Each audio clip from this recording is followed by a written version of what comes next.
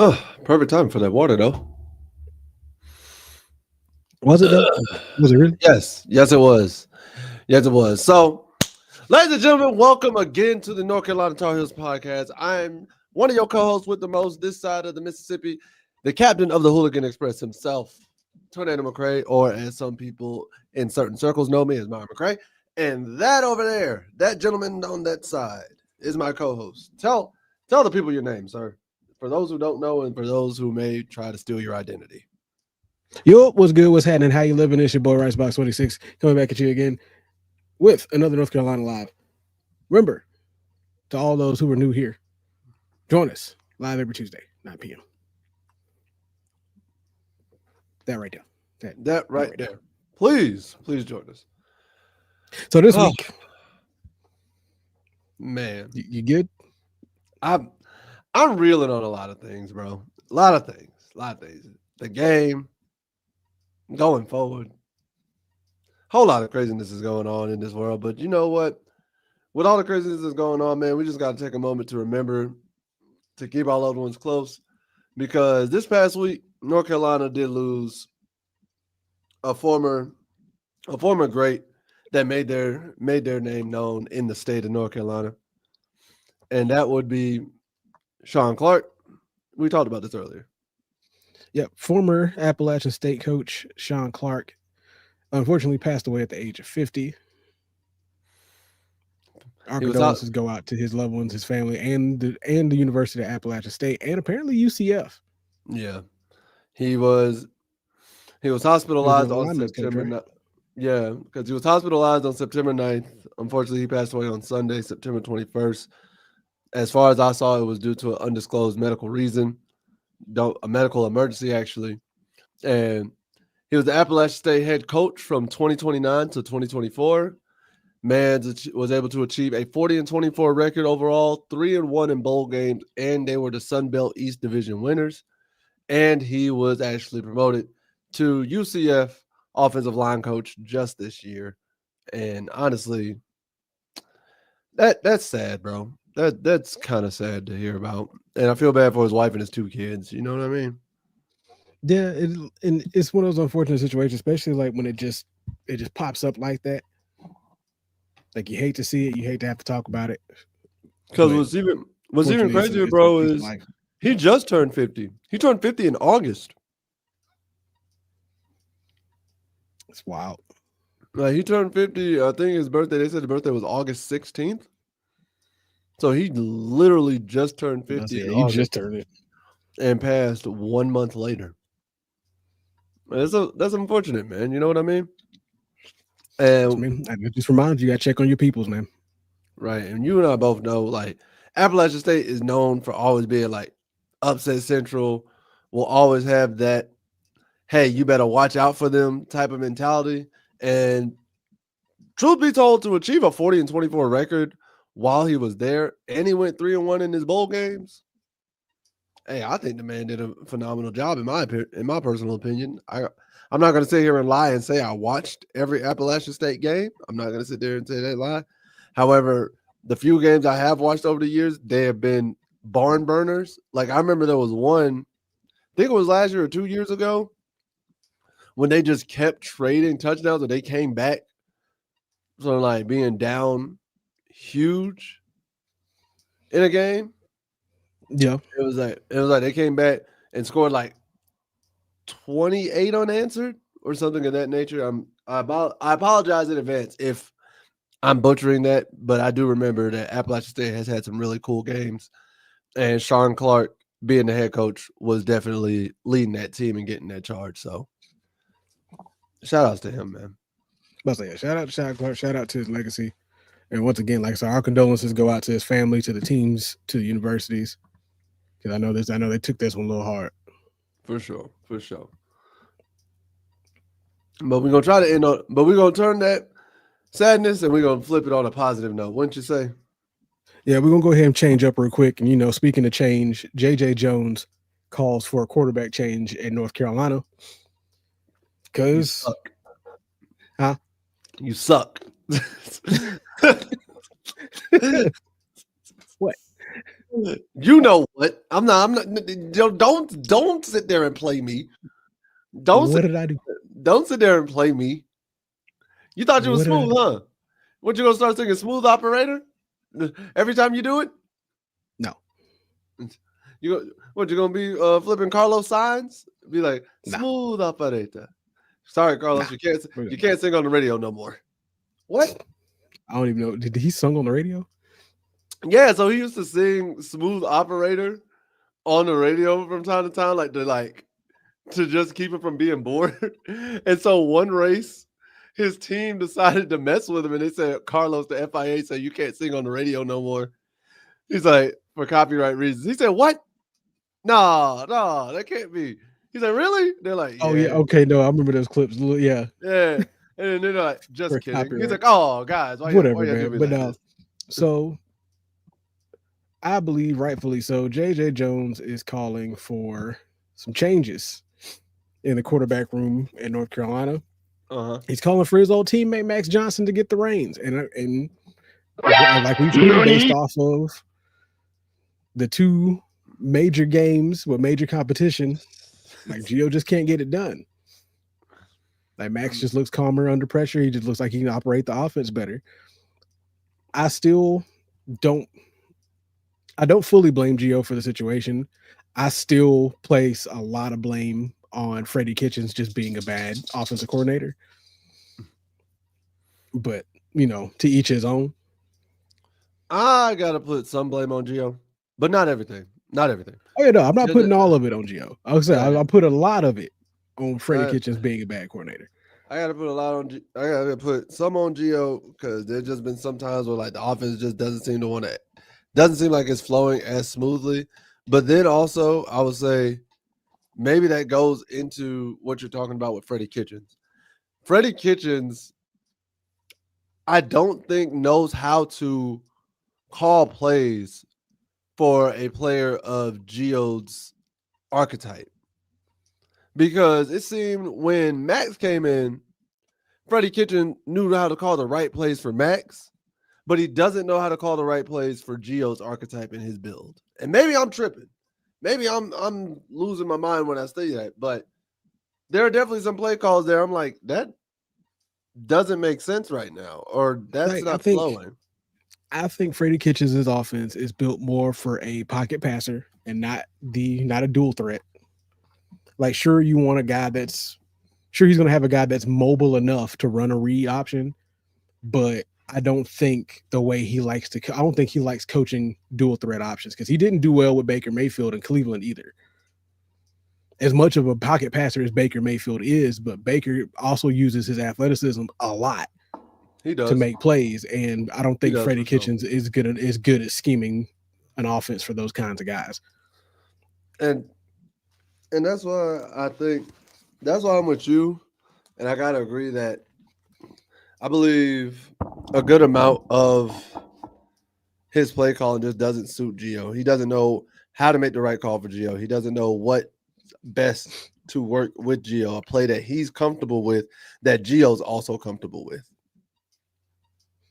Because it's also in the sense of you also have to wonder, like, okay, what is exactly going on with your coaching staff as well when it comes down to coaching up Gio to this? Like, do you have a quarterbacks coach? Like, do you have a quarterbacks coach that's trying to that's in his ear, telling him exactly like, hey, this is if you see this kind of situation, this is what you're looking for. Like, what's your coaching staff doing? A lot and not enough at the same time. Too much, the most is what they'll call it. All right, so let me ask you this. Do you think actually I don't even know why I was about to ask that dumb question. My dumb self was about to ask, do you think Steve Sarkisian could work with Gio? I think Steve Sarkisian could work with Gio. And that's what I thought about it. I was like, why am I asking that question when I've seen Steve Sarkisian work with multiple mobile quarterbacks in Alabama?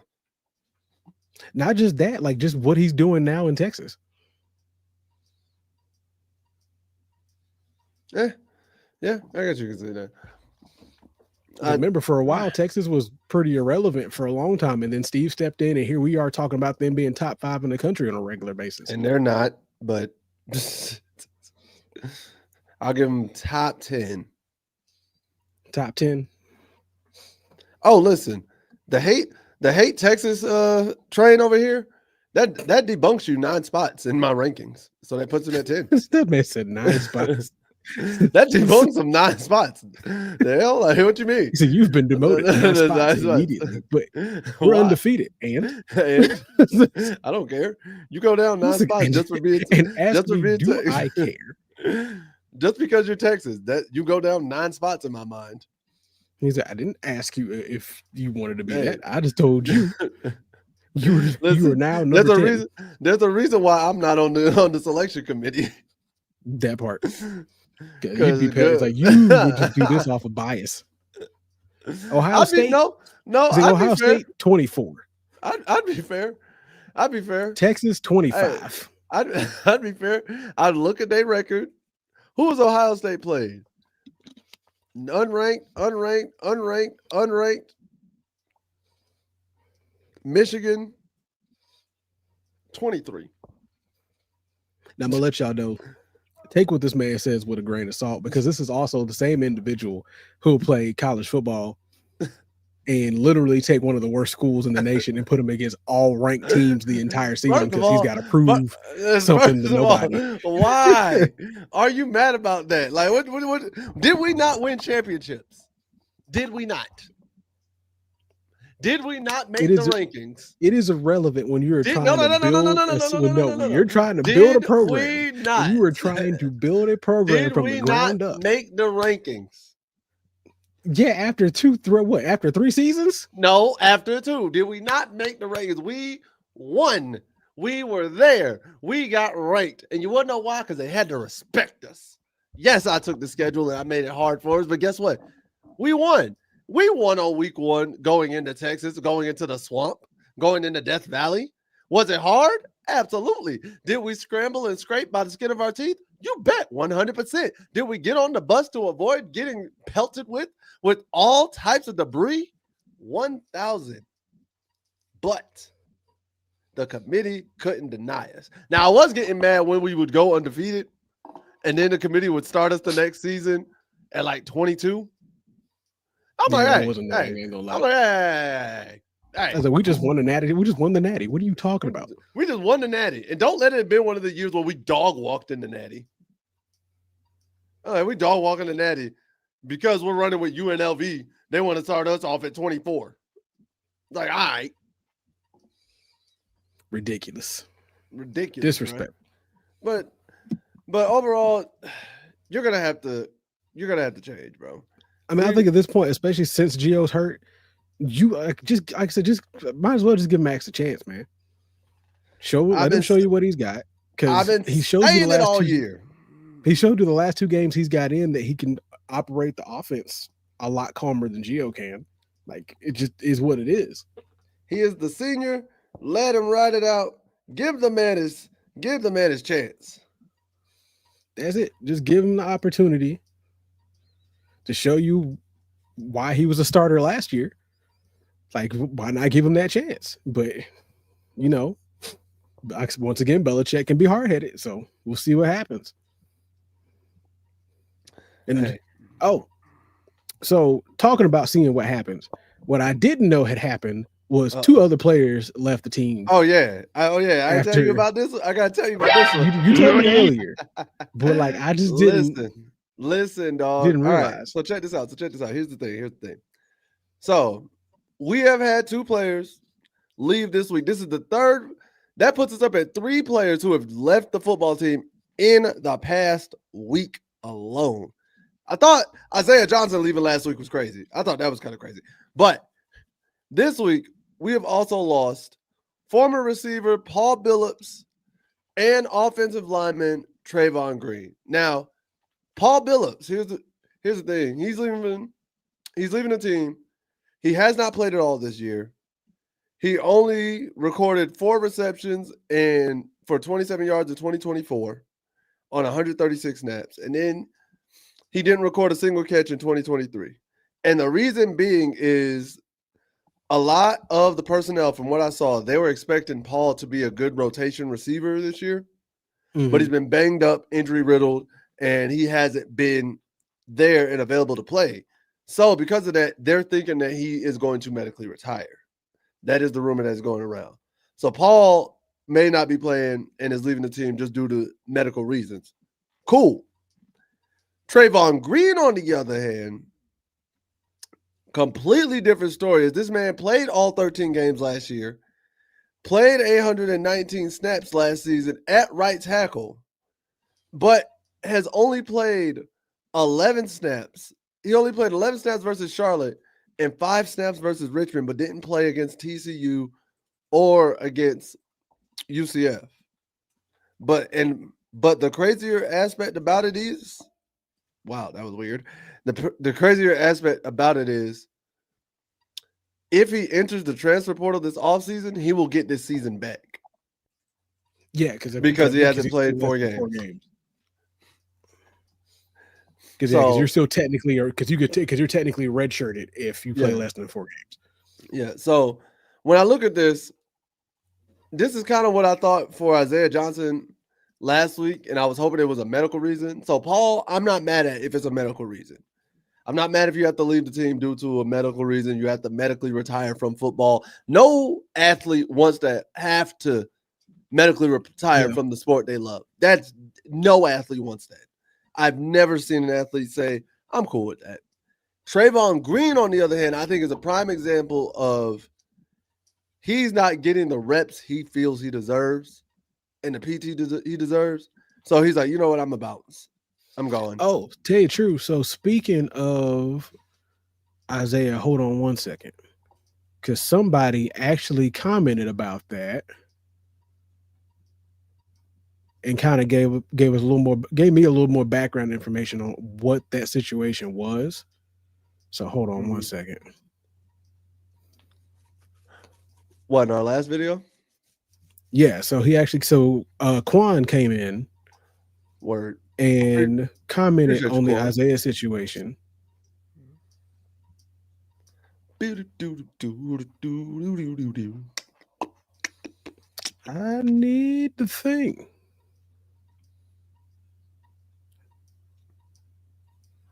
I feel a fate. You don't. Do you want him to come copyright us? That man will copyright us for humming his beats. Like, is that what you want? Is that what you want for our podcast? I would love to see him try. You would love to see him try.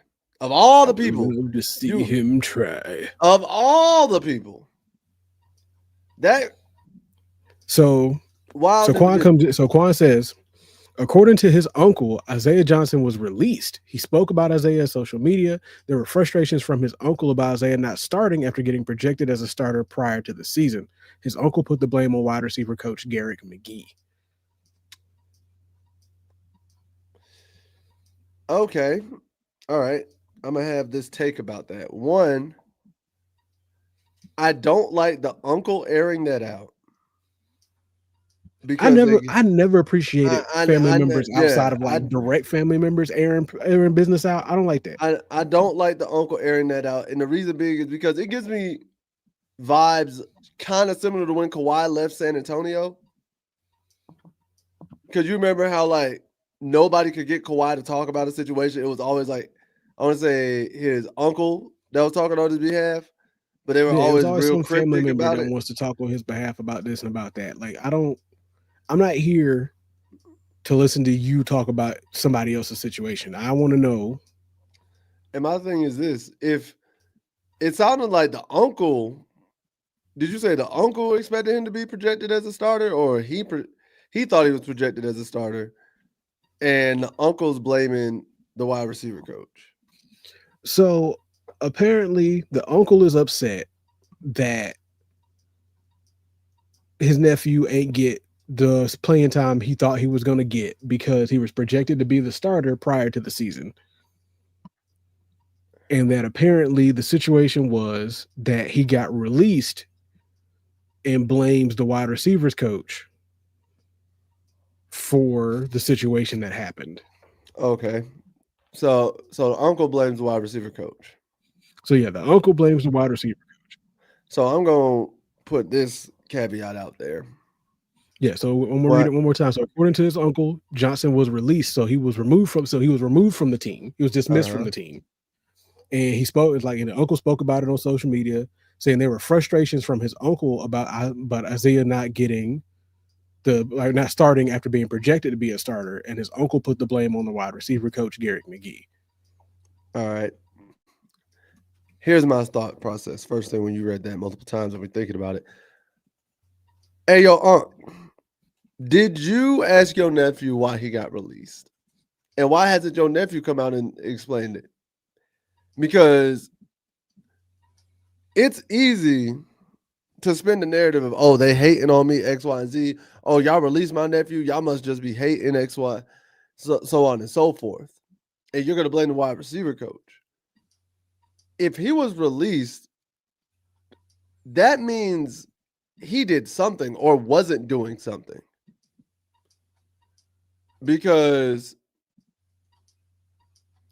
this late into the year, like after the season started, getting released, especially when you're expected to be a big time player, you had to have done something. You're not just getting released just because coach don't like you. You know what I mean? Right. Because even at any major program, any other major program, Bama, Georgia, Florida, USC, Texas, Ohio State, Penn State, whoever, you name them, let's lock them down.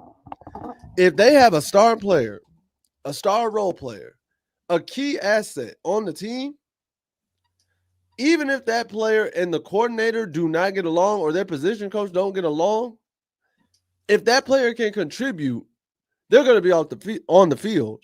And if they're not on the field, they're not getting released. They'll keep them on the team, but they're not going to get just flat out released unless they do something detrimental, like go speeding in their car, get in a car accident, go drunk driving, go get caught up in an SA case or something like that. You know what I mean? I mean, this is true. You're not getting just flat out released unless something happened. You may get benched. You may not get PT. But if he was truly just flat out released from the team, some there's something there that isn't being said. At least in my personal opinion. I don't know how you feel about it. I know in my personal opinion, I feel like there's something there that's not being said. Oh, there's always something there that's not being said. Like, because at the end of the day, it's just like, yo, until he comes out and says himself what the reason was, none of us are going to really know why or what the reason behind it was. We can sit here and speculate all day long, but until he comes out and just comes out in some kind of interview or some kind of podcast at some point in the future saying, "Hey, this is the reason why I left," so on and so forth. Bada bing, bada boom. We can only speculate whether it could have been a behavioral issue. It could have been him and the coach didn't get along. It could have been the coach, like the uncle said, just wasn't putting him in a position to actually be a part of the team. Really, Lord knows. So let me ask you this question. One, do you find it odd that Belichick's had 3 players leaving the last week? And 2, did you anticipate this happening, even if a losing record occurred? I anticipated some transfer portals, like some transfers possibly. I didn't expect 3 players to be gone in 3 weeks or 4 weeks. Like I wasn't expecting them to be just depart from the school, or at least I didn't think there'd be this much reporting about it. Because you got players that leave the school all the time, but I didn't think there'd be this big of a thing about it. Yeah, I thought one might have left. And the reason why I thought one might have left is due to the fact that they weren't getting the PT they felt they were deserved. I figured they would have got into their own ego and be like, I'm better than this. I deserve more playing time. I'm better than him, X, Y, and Z. I'm leaving. That's why. I thought there would have been only one player who's done that. And to be honest, I feel as though that's what Trayvon Green is doing.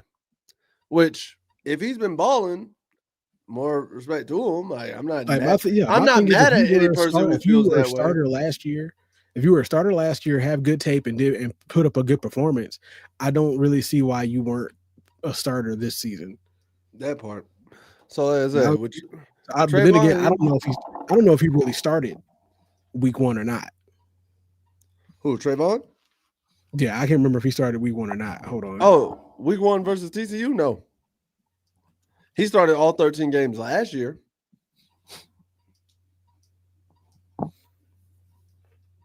Let's see. Yeah, he ain't start. He ain't start week 1 this year because he's only played in the Charlotte and the Richmond game. Yeah, he wasn't even on the depth chart, or at least I don't know if this is a current depth chart now or not. But which I got to say, I should have took a snapshot of that week one depth chart. That's what I should have did. That you should have. That you should have. Right now it's Ja'Kai Moore is the starter with Miles McVay behind him. More. Ooh.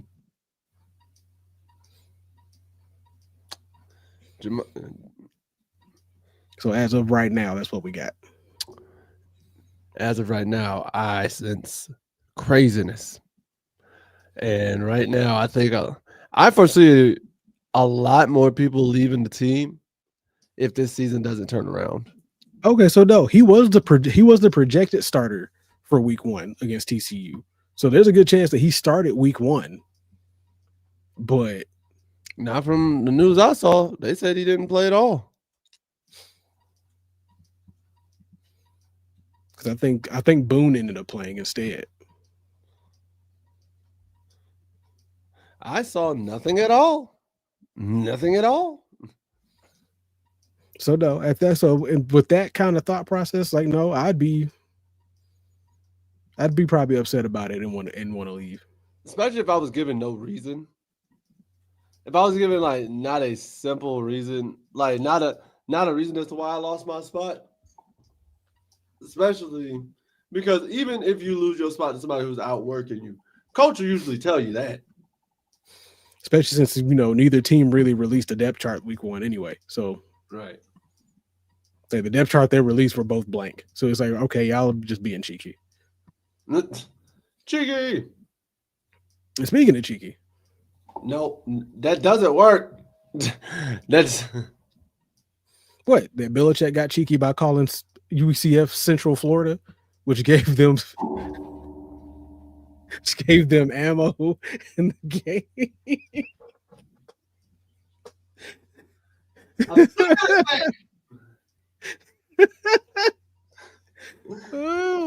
I'm sick of this man, bro. You just bad it works. You just bad I'm good at this. Because you like it doesn't work. And then here it is working. That didn't work. It won't work. Okay, mister, I got up and walked away. It won't work. Okay. Anywho. Cool. Yeah. So Belichick supposedly gave UCF some ammo because in his press conference earlier this week, he called UCF Central. And I guess UCF didn't take too kindly to that, to the point where Scott Frost put the words on the bulletin board inside his locker room before the game. And usually bulletin board material means, hey, yo, we got to go BTAs. And I mean, lo and behold, they went BTAs. They went BTAs. Because that's one of those moments you look at it like, you into that Jordan meme, and I took that seriously. Hey, I took that personally. I took that personally.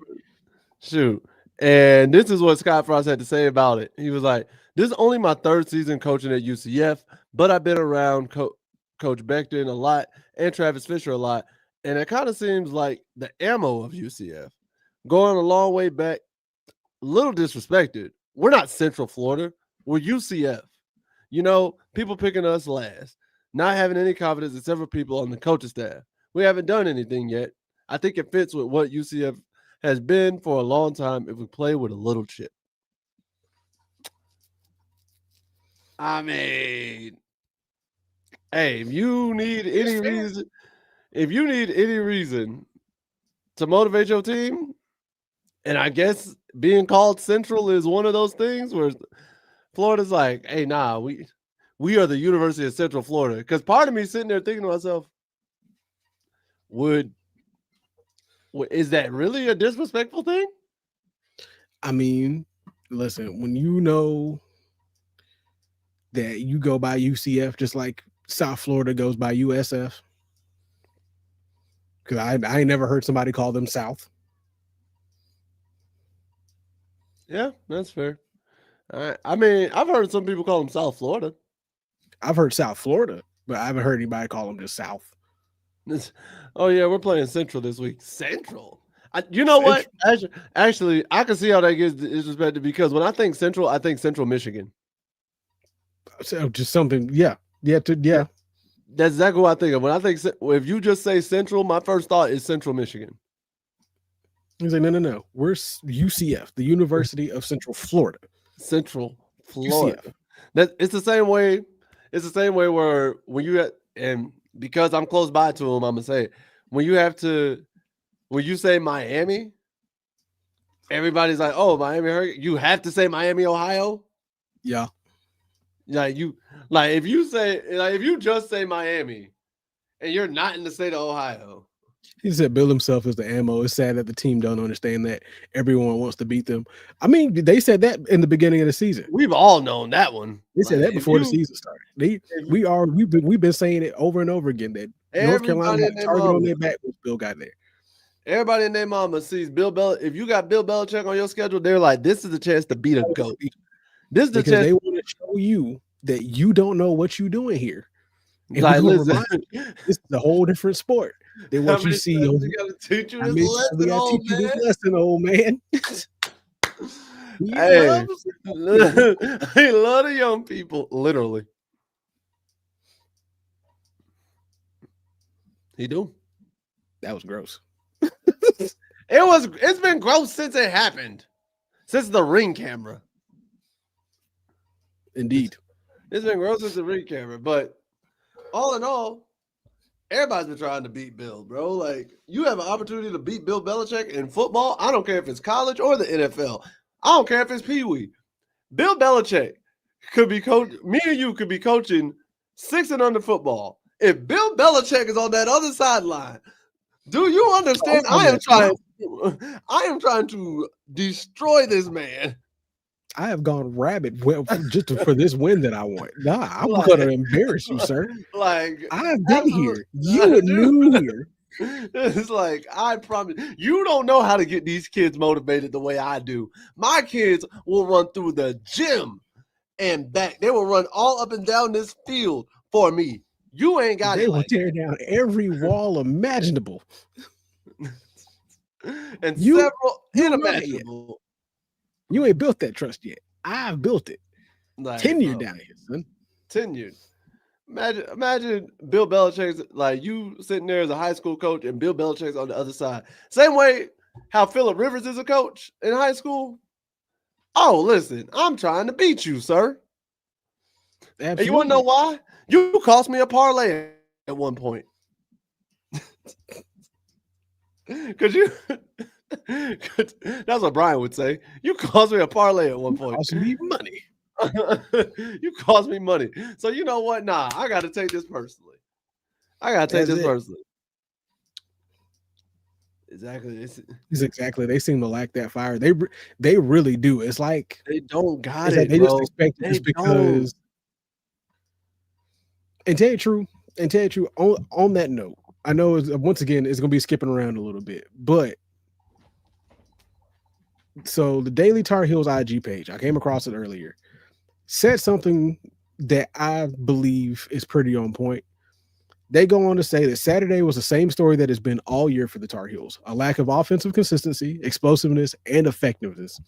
North Carolina tallied only 217 total offensive yards and 1 touchdown in its 34-9 loss to UCF at Acrisure Bounce House. UNC registered only 14 first downs. Lopez threw 2 interceptions, averaging 6.2 yards per attempt, putting him at a 6.4 yards per throw on the season, which is tied for last among 100 qualified quarterbacks. On top of the near non-existent pass game, Tar Heels added a mere 63 yards on 2.5 yards per attempt on the ground. To which, Bill followed up that quote with, "We scored points the last 2 weeks and we had trouble doing it today." You didn't have trouble doing it today. You had just trouble doing this all the time, bro. You had trouble doing that against Charlotte. Even against Charlotte and Richmond, like Richmond came a little easier, but no, even against Charlotte, you had trouble scoring points against Charlotte. What are you talking about? You had no, like, I couldn't even really call it a struggle against TCU. Oh no, you got actually. I can call it more of a struggle against TCU than it was against UCF. Can you? I don't know. It's hard, but I disagree. That wasn't a struggle. Y'all just got beat down, bro. That was beyond struggle. I mean, you look like that kid that just got done watching wrestling, fighting his pillow afterwards. That's what y'all look like. Y'all look like the pillow. Not the pillow, though. You know exactly what it looks like. You talking about they wrestle jumping off bed rails, start frog splashing onto a random pillow that don't deserve it, but it's getting the beating anyway. First of all, I'm not verbal. I don't feel attacked at all right now. I don't feel. Got down feathers popping out of the pillow because it's been beaten from here to something, from here and down the block and back. I ain't had feathers pop out the pillow. Oh, so yours had the cotton stuffing? So it was popping out the zipper on the side? Why are you attacking me right now? Why? I feel like you feel like I'm attacking you, like I'm not describing this like I don't know firsthand. Why are you attacking me right now, sir? Because mine wasn't the pillow. Mine was the giant-sized teddy bear that my mom had in the corner. I ain't gonna front. I had the pillow. It lost a leg. I ain't gonna lie. Like when I was younger, about like 6, I had a brown teddy bear that got it. Yeah. And then like the teddy bear started to rip, especially like around the crotch area because I used to hit like the sharpshooter and whatnot. Yep. I'm like, ah! So then it went to the pillow. Mine was like the shoulder and like the leg. Yeah.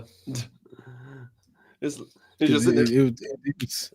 was the most lopsided competition you ever see. Hey, hey, listen. That have you ever seen and I'll try to show you, but on TikTok there's this dude who always does like videos where he's wrestling his pillow. And it's like he's like me and so putting on a 5-star match and him taking the title. Yep, I've seen it. I know exactly. I knew it. That's what I said. I know exactly how all of this feels. Have intro music and everything. Hey, you put on a whole production in that bedroom. Listen, bro. Great times. When I tell you imagination, I put on a pay-per-view of pay-per-views. Like it was a whole pay-per-view event. It was a whole pay-per-view event. It was like when I tell you it was the main event that would put Undertaker and Shawn Michaels to shame. Yeah, but like that's basically, like I said, that's basically how this offensive look. Like they just get beaten up and down the field, both offensively and defensively. It's like there's just nothing they can really do. And just like bro was saying, they come out flat. Like sure, they may have the first drive of the game looks half decent, gives you some hope that they're okay. You might have figured it out.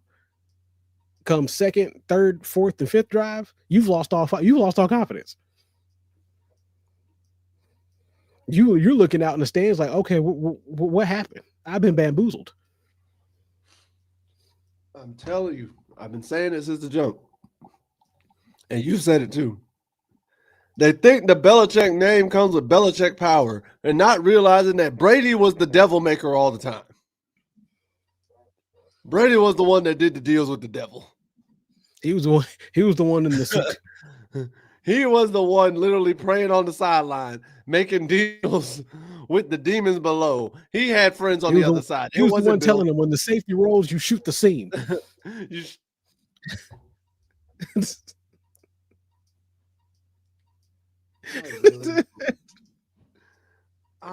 Oh man, I am on that man's neck today, boy. I would not be able to pull that joke mid-pod, bro. Oh my! You know what? You deserve this. Brother, this guy stinks! You deserve that. You can hate all you want. You You deserve can hate all you want. You deserve that. You I can hope hate you know all that. you You want. deserve that. I have all it today. You deserve it. I have all it today. You can hate all you want. I don't care. Do not care. Jesus. But it is my birthday. No, it's not. It is my birthday. Your birthday's not till next week. You stop that.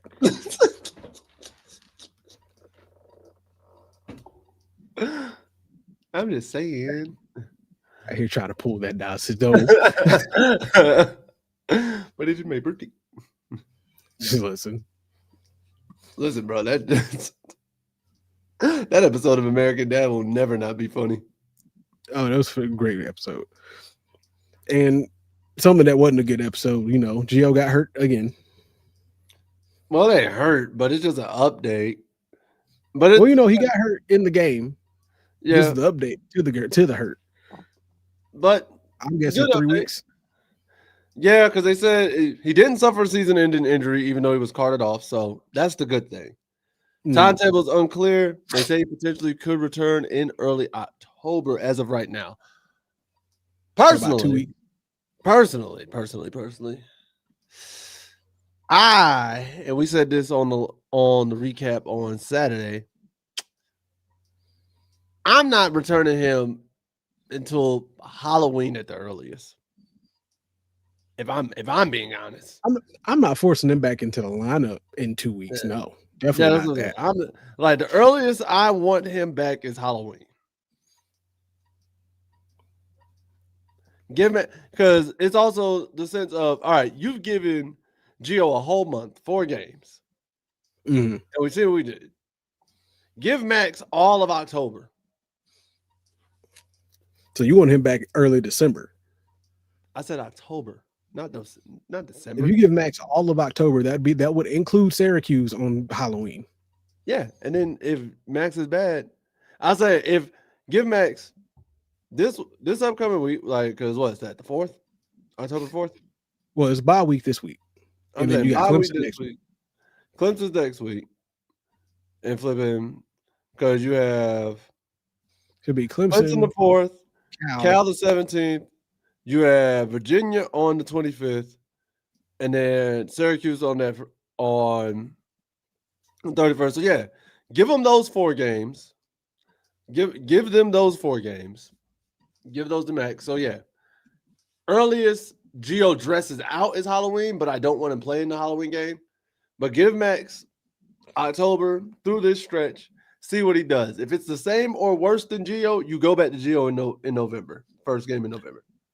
I would even let Gio dress prior to Halloween, but like I said, I'm not forcing him back into the starting lineup until Max shows me otherwise. That's my whole thing. Like I'm glad that he's just not a season-ending thing because we've seen a lot of those. Because I don't know if I told you earlier, you know, John Mateer's out for about a month getting hand surgery. Nani? I think Mateer was supposed to be like the Heisman frontrunner too. This sucks. This sucks for the college. What's going on, bro? Let's pivot off of that, bro. Why do you think so many people are getting injured nowadays? Is it the turf? Is it the stretching? Is it the practices? Is it the new wave of workouts? Like what do you think the reason is? Because let's be honest, for some reason, it seems like nowadays we see a lot more torn ACLs, a lot more torn Achilles. That's for sure. We've been seeing torn Achilles left and right. A lot more torn Achilles and a lot. Been 3 in the NFL already. 3 in the NFL already. And it's just shocking to me. Because Angeli for Syracuse tore his this past week against Clemson. Yeah, I think so. Which competitively is like, okay, cool. That lightens up some stuff, maybe. But we don't know how. But their backup is good enough. But you know what they're gonna say. You know what they're gonna say. Even if we beat Clemson, or not Clemson, but beat Syracuse, could y'all beat them had they started? The same argument that could be made when Florida State had Jordan Travis. Like had I Jordan mean, Travis. it's the same argument that you would get for most teams, especially when you got one that's been looking as bad as ours has been looking. Right. It's like, would y'all really have beaten them had they starter? Like, had Would they been you? at full strength, would this have gone the same way? To which, at the end of the day, the real response is doesn't matter. It don't. But you know So the how to fact that compete. there's no offseason, the body doesn't get a chance to rest. I say that like part of my thing was to say about on the same lines as this as the workload and the fact that like they don't really get a break because you got some places, you got some athletes that play multiple sports in college, so they go into from one set of workouts to another set of workouts with no real break, and then back to this set of Uh, workouts. But I'm gonna say no to that, but it's not off. But the reason why I'm gonna kind of pivot and take it a different spot because for years we've always had off-season workouts and dudes working year round. Like this isn't a new thing at the college or pro level. Like summer workouts have always been a thing. Like spring workouts have always been a thing. Fall camp has always been a thing. I genuinely think that as medical technology has advanced, we've seen a lot more workouts that are machine or resistance based, but we're not doing enough like just full speed contact practices, full speed drills, like where it's body to body, and your body's getting used to making these movements at game time speed because we can never replicate exactly what we're going to do in a game unless we're doing it in that game moment. You know what I mean? Because you can do a lot of plyometrics, and I'm not saying plyometrics is a bad thing by any means necessary. You can do a lot of plyometric stuff, but you can't simulate as much as you do plyometrics. That's not going to simulate when you actually playing against somebody and jumping against somebody with that type of body weight because you never had that body weight on you, or you're doing this jump from this certain angle at this time because plyometrics, you're hitting this rep and then coming out of it. So I said when I played, we rested for 2 months before starting off-season workouts. But which is about right because once the offseason is done, though, that makes sense. Because like I said, even on my end, we did the same thing. We rested about 2 months, unless you played a different sport. High school, and which is something I was about to point out is like the other thing is somebody else. I can't remember what his name was because this was a basketball player. Somebody else pointed out the problem with kids playing like AAU ball and stuff like that is you're playing the same sport all year long. Like you don't get any break from that sport. Because I remember with like that's why they especially say our playing generation multiple. That's why they say playing multiple sports is actually better for you. is much better for you. Because in our generation growing up, even if you played a sport, even if you just let's say you just played the one sport, you did other stuff between the sport. Like you did so like yeah, you may not have played on the baseball team, but you were out playing baseball, you were out playing basketball, you were out swimming, you were out doing a whole multitude of different things that prepared your body for a whole bunch of different movements, a bunch of different resistances, and a myriad of different situations. Now you have guys that go in and has been playing this one sport all year long, so their body is tailored for this one thing, and then mixing it on your end. When it comes down to workouts, you got a lot of machines and a lot of resistance training, but you don't have a whole lot of foot on the ground having to force kind of workouts up until you get to spring or the summer workouts when you start finally putting pads back on. When you play a multitude of sports, your body's being worked and turned and twisted and doing all this all year long in different ways. So it's prepared for these different lateral, different jump movements, so on and so forth. If you're just used to having a whole bunch of resistance and a whole bunch of force pushed back on you because of certain workout, all it's doing is just stretching the ligaments and making them soft. Yeah. You're not really giving. It's like then you got guys who are having to do 2 a day, 3 a day workouts and not really recovering well either. That's a big one. I mean, because like, you have to be able to recover it. And I can get it. Like, you got guys coming out of college football now. It seems like once January is over, You got maybe February of a break, and then you're back in spring workouts in March. Because I know for us, so high school, I had 2 weeks between each sport. I did football, basketball, baseball, right? Right. And like as soon as the season's over, you got like one official dead week where there was like no sports, no practices, no nothing. Like that was mandated. Official dead week, and then you had tryout week for those who were, and obviously you kind of got to go through the motions. If you're a starter or you're a returner, you're just going through the motions more or less. Right. You got to go through it, but you're not. You know you're on the team essentially because you're coming back, unless you just do bad. And then that's when you're really back at it. College, when I played at CSU, we started workouts in February. Like we started like early practices and weightlifting in February. I don't think we did like full hitting till late February, maybe March.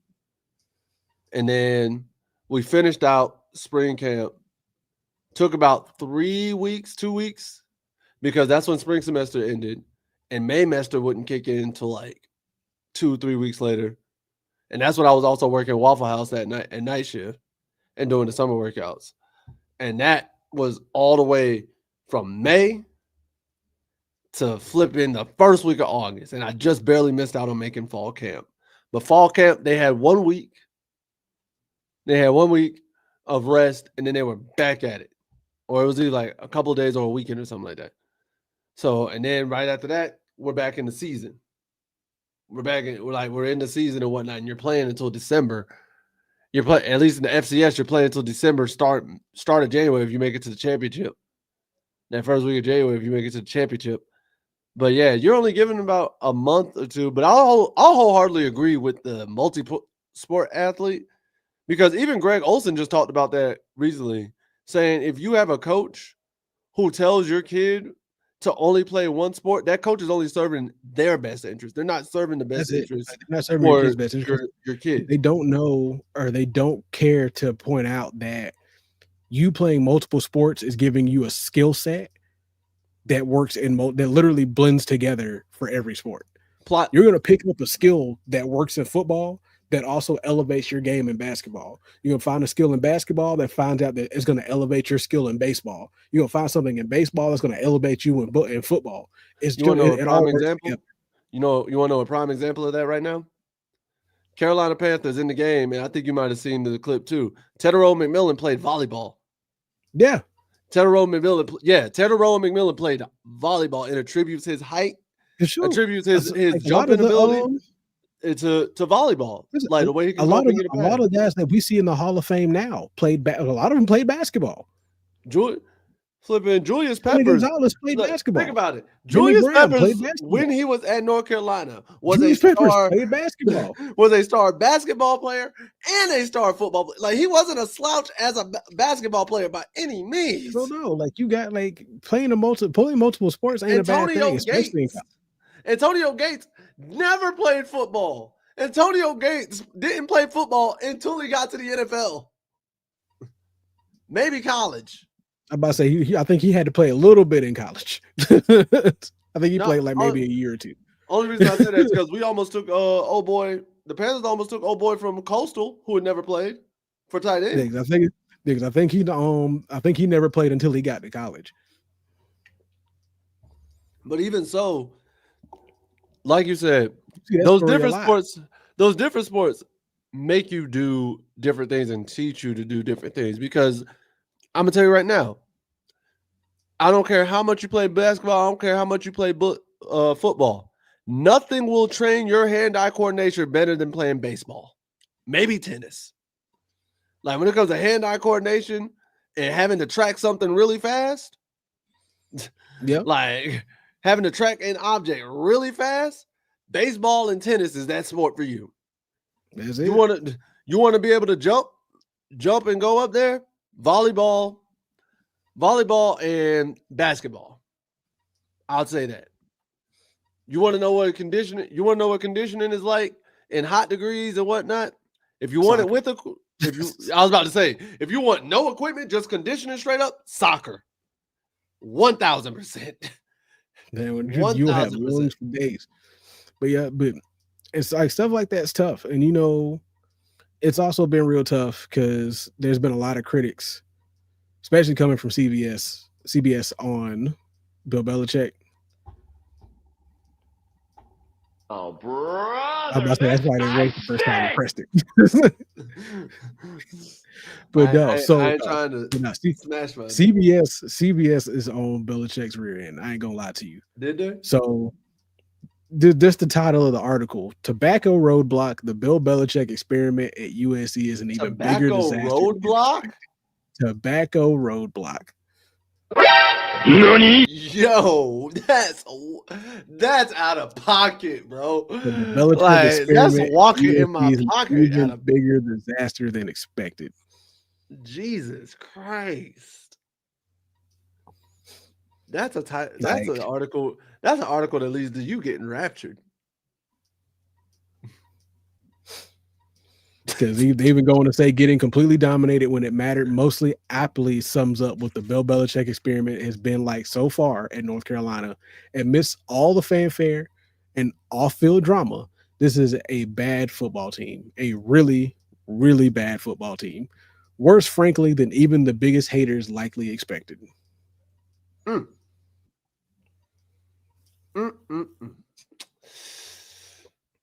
Well, CBS did They not even look go on to say bad. it's not simply that the Tar Heels have already lost 2 games in September, but the way they have done so. TCU absolutely blew them out at home and destroyed a festive environment for the Belichick debut. There was a real buzz on campus ahead of that game, with fans believing the former New England Patriots coach could be the one that finally got UNC football over the hump. Instead, midway through third quarter, in an eventual 48-14 loss, most of the fans had left to spend their Labor Day elsewhere.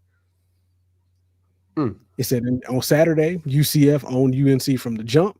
There was never a single moment in the game where you could reasonably argue UNC was the better team. Frankly, there wasn't even a single moment where you could argue UNC was the better coach team either, which is stunning given who was involved.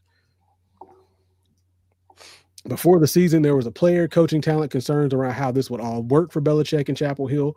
On paper, there wasn't a lot of NFL talent on UNC's roster. The coaching staff was one of the biggest, highest paid in the ACC, didn't exactly elicit wows from the industry sources after Belichick pulled it together. It felt like a mishmash of family connections, 2 Belichick sons and GM Mike Lombardi's son all on staff, guys with NFL experience and college retreads. Multiple industry sources couldn't believe that Belichick entrusted Freddie Kitchens to be his offensive coordinator. And yet some of us still believed in the power of Belichick's to supersede all of these concerns. This was the greatest NFL head coach ever, after all. Surely a man who won 8 Super Bowls in the NFL, 6 as a head coach, would find a way to win 7 or 8 games in what felt like a particularly easy schedule for the Tar Heels. 4 weeks into the season, it is now hard to find where even 2 more wins are going to come from, let alone 5 or 6. Even in an ACC where the conference's 2 playoff teams a year ago, Clemson and SMU, already have a combined 5 losses, UNC still looks like a team that has not a shot at making a bowl game this season. And it says, since we currently have a top 20 recruiting class, it's encouraging, but it'll be a fight to hold on to it if the program continues its negative trajectory this season. Belichick and his staff are about to learn a lot about negative recruiting at his age, and questions about how long he'll stick around will get louder and louder on the recruiting trail. There isn't a long rebuild runway here, so UNC will have to be even more aggressive in the transfer portal than it was a year ago when it was still figuring things out. And like the last thing they pointed out is like there's always a risk that a man who had never coached a college football would struggle adjusting to the game. There were questions from the beginning on why he was even doing this. Those questions feel even more pertinent now after watching Scott Frost and UCF crush a hapless Belichick and his UNC team. It's bizarre watching Okay, Belichick scroll college they sideline. using the disrespectful adjectives. Listen, hapless. It's bizarre watching Belichick scroll the college sideline. It's even more bizarre that he's been so bad at it so far. You have to wonder if Belichick has any regrets already after agreeing to do this in the first place. The schadenfreude around Belichick's latest failure is palpable, though it's still premature to label UNC Belichick's hire as a failure. It generated a buzz around North Carolina football unlike anything it had ever experienced before. The problem now is that buzz is all for the wrong reasons. I mean, I feel like it's been all for the wrong reasons the moment after the announcement. No, Because I think I think think it was about for the the right first few reasons. months. The first few months, every week we was hearing something about something not related to UNC football. No, I think the buzz that was generated about the football I was right when it first started. That's The what I'm saying. off-field drama, the drama buzz was for the wrong reasons. But that's what I'm saying. But Outside of the announcement, everything up until middle of the summer was not good.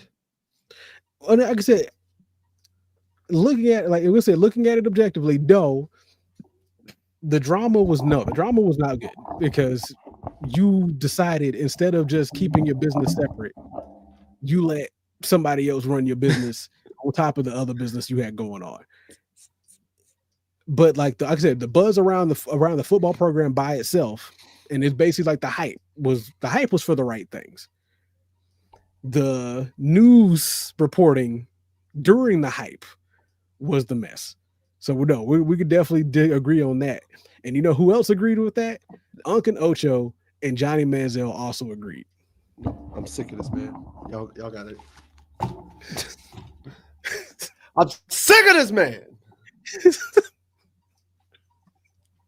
Like,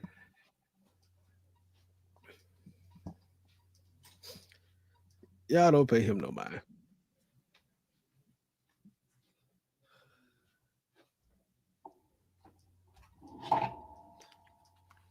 you lucky I can't find it. You know what? I beat you with this. I beat you with the mini bet.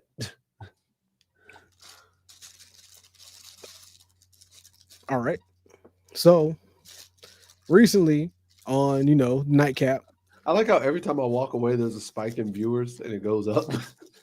Yeah, but like I don't know what to tell you. So recently on Nightcap, Unc, Ocho, and special guest Johnny Manziel pointed out Johnny just the football. problems that have been going. Oh yeah, Johnny Football showed up.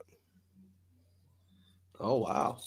And they were recently just talking about some of the problems that have been going on and plaguing UNC lately. So YouTube, don't take hit a us with quick a little copyright, listen. please.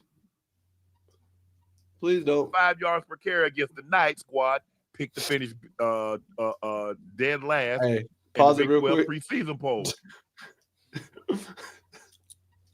Why Johnny look like a New York uncle who was trying so hard to hit this parlay, and he like if it don't hit, he about to have a horrible night.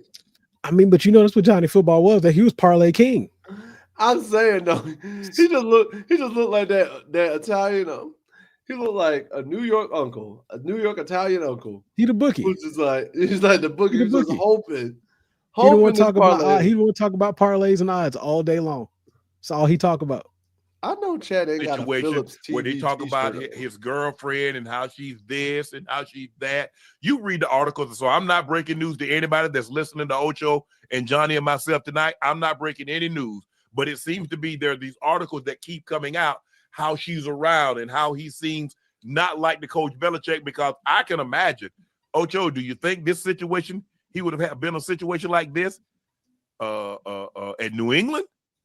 I don't know. We don't know. We don't know. But I'm just saying, he seems different now than he was in New England. Yeah, I think Bill Belichick has always been about business. The way he conducts himself when it comes to the game of football, that will never change. That will never change. The way he approaches the game. Now, the difference is in North Carolina, in New England, obviously you have the players, you have the personnel to be able to execute and do the game plan schematically that you have. Also, he banned the scouts. But what the hell are scouts coming for? What they coming to watch? The players, they ain't coming to talk to you.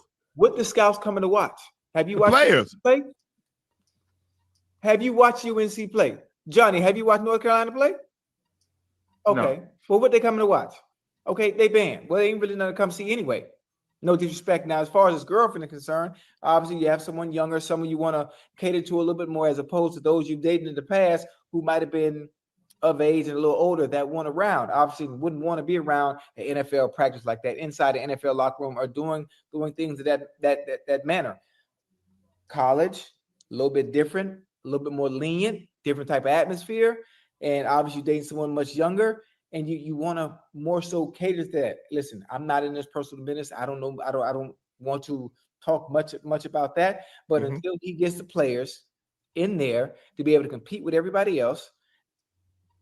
I think you look at it and you give him some time. Obviously, this is a new league, a new situation for him. The whole process of what he's doing in the college football game is much different than the NFL game. I don't think anybody was expecting UNC to be a playoff team this year. I don't think they've been very good or very competitive in the ACC probably since Drake May was coming out. This is really probably the last time. How you gonna say that you ain't even watched them? Carolina game. Granted, your statement is valid. How you gonna say that if you ain't watched? But Big said basically he just goes on to say, like, at the end of the day, like, you're gonna have to give him some time. It's a new thing for him, so on and so forth. But I also agree with Shannon. I also agree with Ocho on it. There was a lot of what seemed like business wasn't being business. Here's my thing, though. Here's my thing.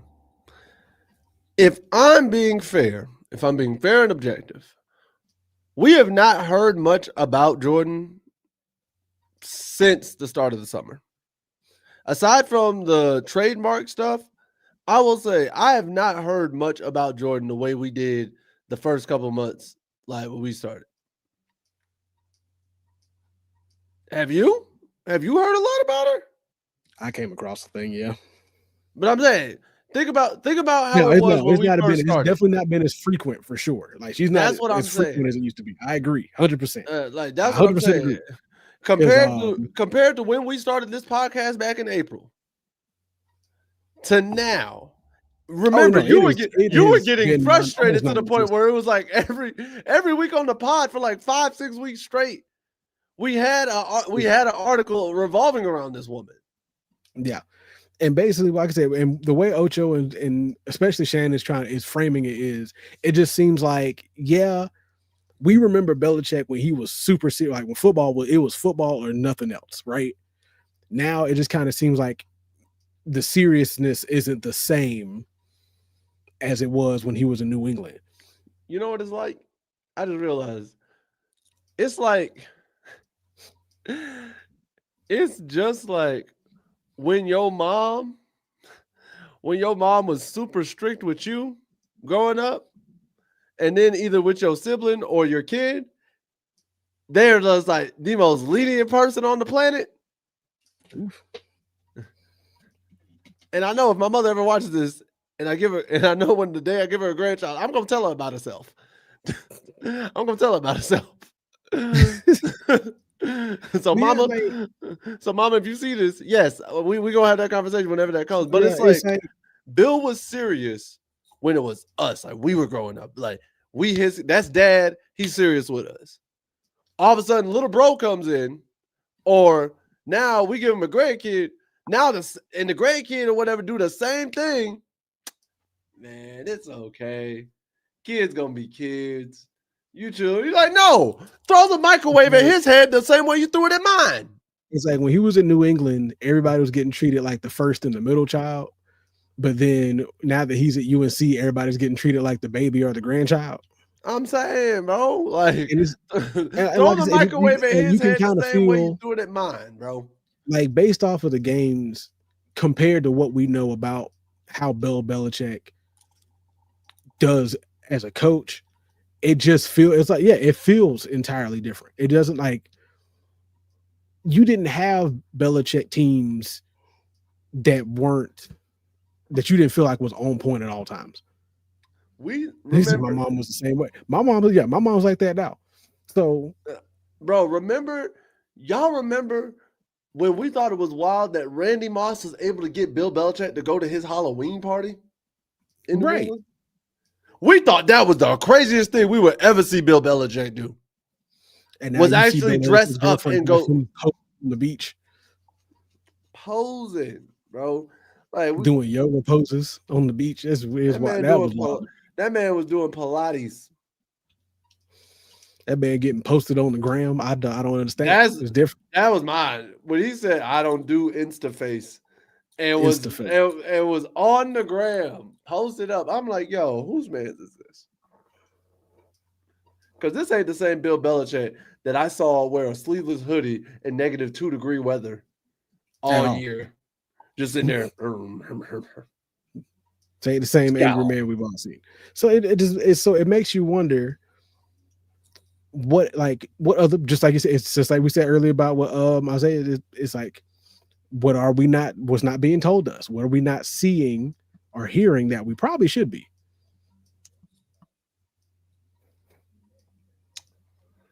I mean, It's just like, it's not what you hearing. Listen. Something's going on. And I believe they've done a good job of saying this hasn't been a distraction, or Bill even being in UNC in general hasn't been a distraction, but it has. Like, this entire year has been a whirlwind of distraction, chaos, adjustments, flourishing, because you'll have a great UNC moment followed by something crazy. Another great UNC feel good, followed by another wild article and wild incident. The only thing that would make this any wilder is if any of the players that Bill brought in to transfer got like DUIs and stuff like that as soon as they got here. I'll say there ain't nothing really wild enough going on in North Carolina for that. I mean, luckily, I was about to say, luckily enough, they aren't in Charlotte. But one of the wilder things that they are doing is having Ludacris do this concert before the game. And I'm gonna tell you this. Sick of it. I'm gonna say this. I don't think this is deserved. It's ludicrous. I don't think it is ludicrous. It is entirely ludicrous to even think that this is something you should be doing when your team looks like hot doo-doo. Both teams look like hot doo-doo. Like, what are we doing? Oh, did I show you what the poster looked like? I think I came across it. I got you. But feel free to post it in here if you like. Bring it on up. Show it to everybody. I got you. Yup.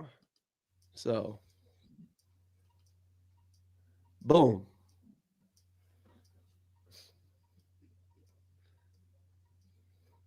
Yep, Chapel Thrill. Chapel so yep, Thrill. one of the several concerts they planned on doing for the season. And it is free admission. Oh, people about to be drunk. It starts at 10 a.m. though. That's my thing. People about to be drunk. They still gonna be drunk from the night before. That's where the second drunk comes in. Shut up. Because they're drunk from the night before, then they're drunk again the next day. They're drunk again the next day. Drunk. Full on alcohol. Who do you think they should have got to play for them? If they don't deserve Ludacris, if I'm being honest. Oh, I'm talking about the concert in general. I would have canceled it. Ted, you know what? Now that I rethink it, I rethought it. The fans deserve this concert. They need some kind of happiness. Bring Petey Pop. Well, they already did Petey Pablo. Don't bring Petey Pablo back. I was gonna say they brought Petey Pablo, and we got smacked. You can't bring J. Cole. You definitely can't bring J. Cole. I mean, you could, but he's not coming. No, after this.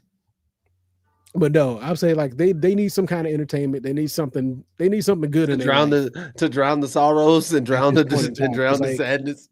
Because like I said, at this point, I'm going into games now at this point with no expectations. I had little expectation to begin with. Now it's just gone. There's no expectation whatsoever. Getting blown out by UCF, and I know I spewed and said the possibility. Getting blown by UCF made the run the table idea. That made it, instead of a feasible thing, to a far-fetched thing. Now, do y'all know me? I still believe it's possible. I'm not gonna say it's not. But man, oh man, if y'all come out flat against Clemson, I don't care how bad Clemson looks. Y'all come out flat against Clemson the way y'all did UCF, You thought that 34-9 was bad? Because Clemson ain't playing great, but they're playing good enough to dog walk you 47-0.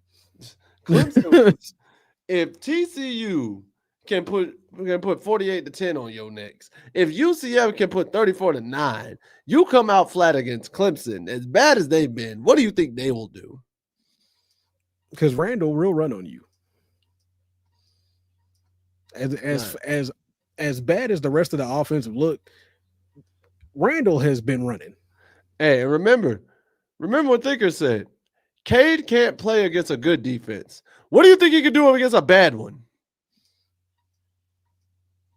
Man, it looked like the Heisman, but man, it looked like a true Heisman candidate by the end of it.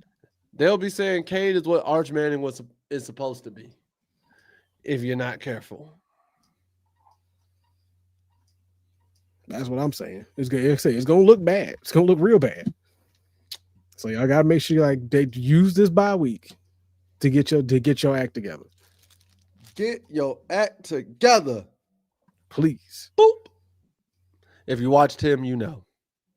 And I can say at least somebody got their act together because some of these recruits are looking good. Oh, bro, listen. This ain't all of them, but all of them didn't have game updated stats in terms of the games they played this weekend. But these are some of the top ones I saw. So these are our recruits. Jimmy Alusuliafu. I'm getting better at his name. Man's had 6 total tackles, 3 tackles for losses, 2 sacks, and 1 forced fumble in their game this weekend. Amir Brown had 11 carries for 108 rushing yards and 2 touchdowns this weekend. Keegan Chapman down in Alabama, man's had 2 total tackles, 1 pick six, and 1 kick return touchdown. And then to be honest, I would say the recruit of the week, Darian Lewis. This man on offense alone, 44 rushing yards, 1 rushing TD, 5 receptions for 84 receiving yards, went 2 of 2 on passes at the QB for 56 pass yards and 1 passing touchdown. Then on defense in the same game, 6 total tackles, 1 forced fumble, 1 fumble recovery, and 1 pass breakup. Did you say Julian Burns too? The 10 total tackles, 1 interception, and 1 forced fumble? Okay. Oh, I forgot Julian. You're right. Yeah. Julian Burns. So 10 total tackles, 1 interception, 1 forced fumble for Julian Burns. Man. Darian Lewis, I would say if I had to pick a top 3, Darian, Julian, and Amir. Oh yeah, Darian Lewis definitely is the recruit of the week based off the stats. I felt bad for Julian though. You want to know why? Why? Julian did that in a 35-7 or 56-7 loss. Oof. He balled out. The rest of the team. Hey, but like Dion said, ball out. They'll find you. Yeah, they will. And speaking of that, so there was another comment I saw earlier. Somebody shaking my head. Belichick is worse than Dion. I did see that comment. I was man. And the even worse, you know how I was pointing out earlier, the man has 70 new players. Yeah. Can't use that no more. There was another coach 2 weeks ago that I found out also had 70 new players. And they won their game. What conference they in? Oh, I don't remember. Because that I'm not saying I would make that argument, but the well actuallys in the comment section, they might make that argument. Well, actually, they play in Conference USA and not the ACC. I know, they didn't play the ACC. Wasn't Indiana? Who was it? Because the team themselves, like I said, they fought back for the win. Who was it? Morehouse. Nope. Gunder Steakhouse. No, but wasn't Ole Miss. Wasn't Utah. Gunder Steakhouse. Gunder Steakhouse. But no, I can't remember off the top of my head right now. Was it week 3? It might have been week 4. Nope. Was it? No, it wasn't Oklahoma. It was a bigger game. It was like a bigger. It wasn't like a small division school. I don't think. Mm-hmm. It might have been Oklahoma. Oklahoma. Going against Auburn this past week. Maybe. Because whoever it was a team that had to come back in like the fourth quarter to win that game, and I just can't remember what the name of it, who the team was right now. Either way, because you're gonna rack your brain if you keep trying.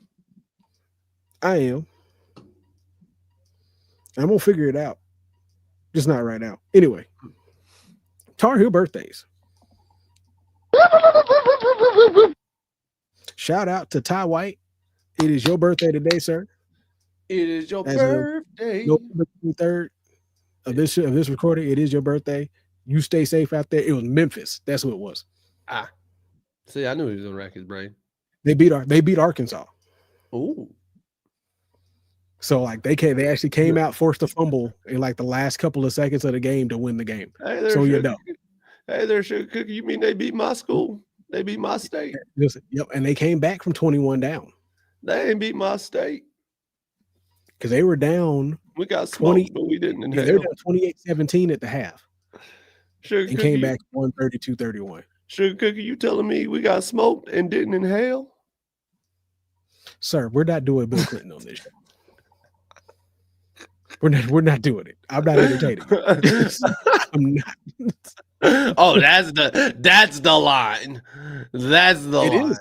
Okay. It is. Okay. That is dope. No, Bill is for particular company. This ain't it. This is not it. They don't know us well enough for you to be unloading that on them. We're not doing that. They know well enough. They got months. They ain't learned by now. They ain't never gonna learn. Listen, we can only reveal so much about ourselves. That is the line right there. Woo. But also, plus, I ain't about to be on no live show and you calling nobody Sugar Cookie on here. I ain't about to do it. No, sir. What if they gift us $100 or $500? Cutting you off. No, sir. So we get paid and they're just like, Myron, just say Sugar Cookie in the Bill Clinton voice. You gonna tell me to turn down the money for us? I ain't taking. I ain't getting paid by nobody to be called Sugar Cookie. I don't know. Oh, is that dirty money to you? That's dirty money? Nah, it's just weird. It's just weird.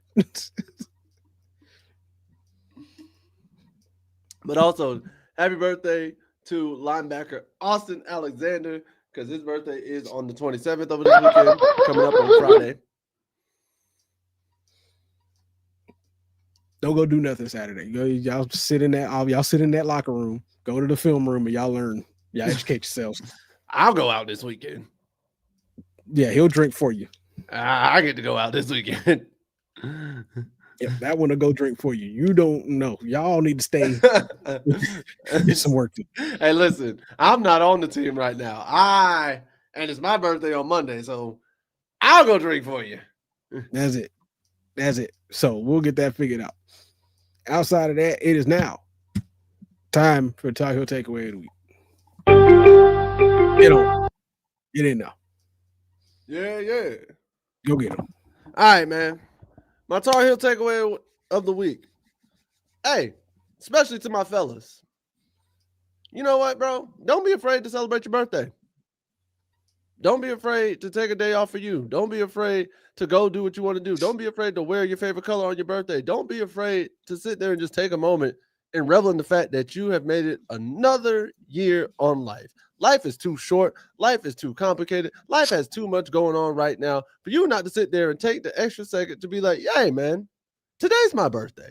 Because I feel like a lot of us, as we get older, we start to lose the importance and just like, oh, my birthday is just another day. Oh, my birthday just, nah, man, it's your day. If there's one day dedicated to you where you should celebrate and you should be happy that you're alive and that you're on this planet and that you want to do the things you want to do, make it your birthday.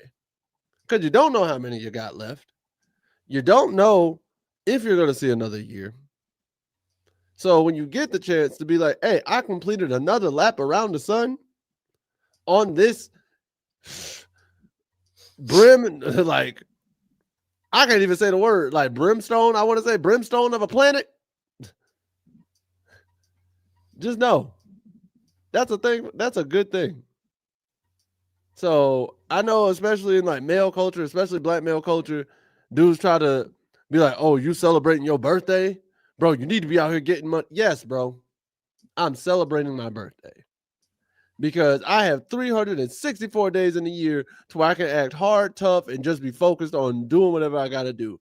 But if there is one day where I can just take a moment and sit back and just be like, man, I've done a good job this year. Or, man, I deserve some rest. Man, I deserve to have my favorite meal. Man, I deserve to just have a day where I can watch my favorite show in peace and not be bothered.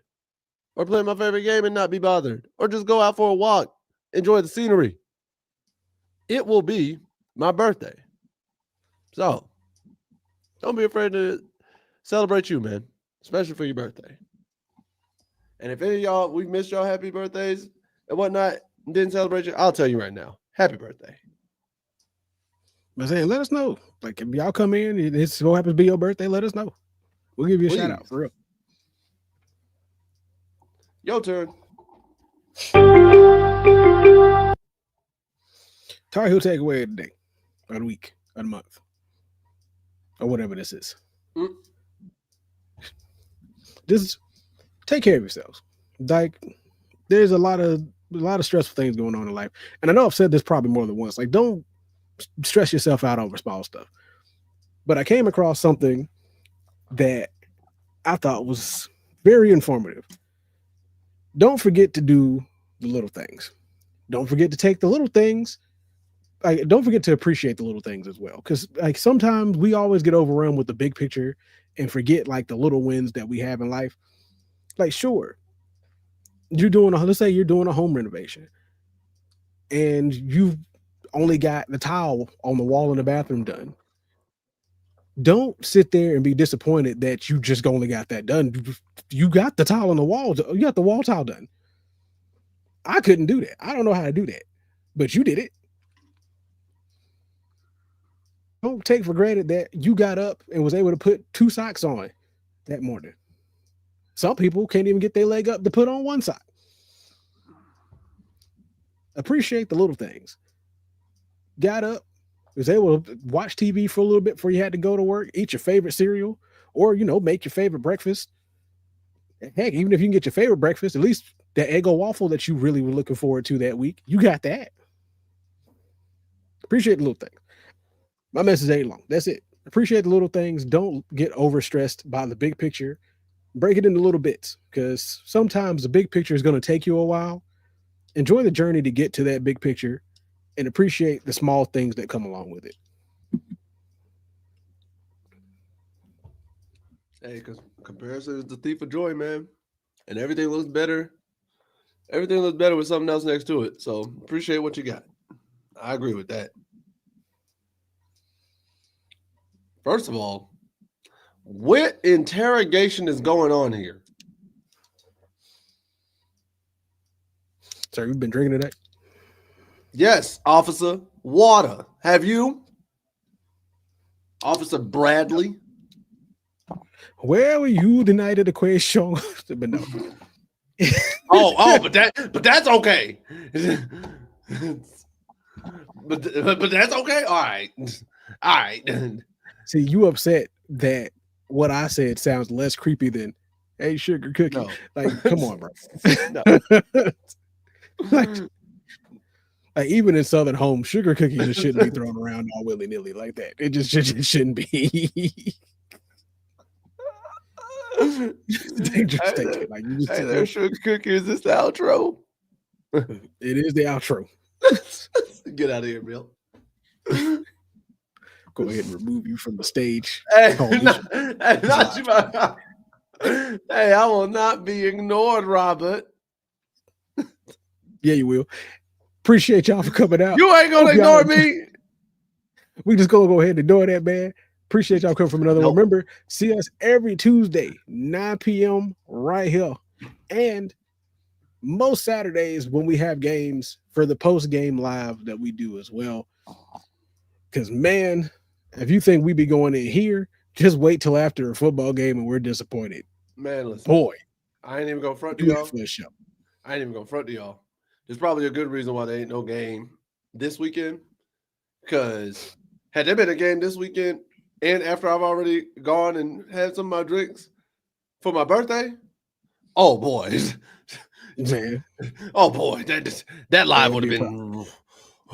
I would have had to felt so come in bad. with I a felt warning. so bad for everybody involved. Everybody involved. Appreciate you for us. You too. Stay safe out there, man. Y'all stay safe out there. We'll see y'all next week. Peace. We out here.